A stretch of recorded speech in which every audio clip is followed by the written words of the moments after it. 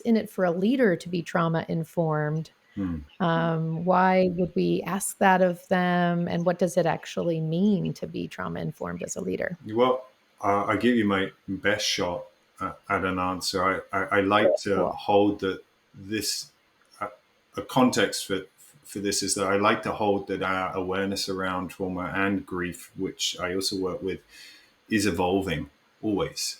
I think the moment Mm-hmm. you come and say it is this, then we stop being curious. And I think we've evolved so far. The work of Bessel van der Kolk, the work of Gabor Mate, the work of Resma Menakin, etc., has just been amazing in up leveling our awareness. But to say, okay, now it's done and dusted, I think we need to stay open that it's evolving. So this is my take at the moment. Yeah. What are the reasons? And I think they're twofold. The first one is the most obvious, which is that it makes them more sensitive to the different kind of relationship dynamics that might be playing out in their relationship with their peers and their direct reports, dependent on how that other human being is wired.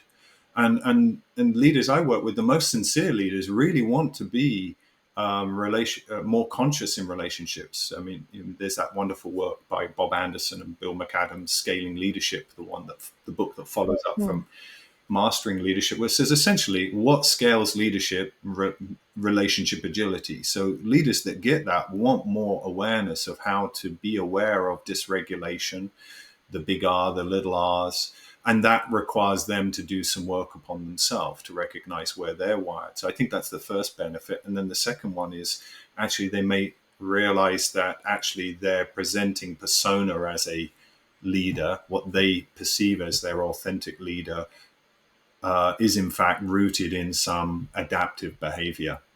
And that, or Mm. sometimes adaptive behavior or adaptive strategy is also known as a survival style. It has many words, but it's a pattern of behavior that I use to avoid the reactivation of my wound or to prevent it from happening again. They might find that what they think is their authentic leader, right, is in fact rooted in one of those behavior patterns. So they get a chance to expand their range. This concept that we're always using, leaders develop their range, and that makes them again even more agile in relationships. So I think the buy-in is obvious once they realize it's not about, you know, necessarily therapy. It's not necessarily Right. about them having to be the one that sits with someone as they unpack some past traumatic event. That's a professional. That's something that a professional does, right? So once they Right. realize that, then I think the buy-in should be easy. I hope, Mm. So